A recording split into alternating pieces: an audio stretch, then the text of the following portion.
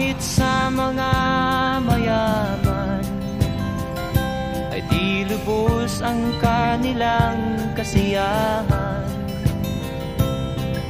Sa buhay ng mahirap ay gayon din, lalo pat kay dami mong mga utang. O buhay,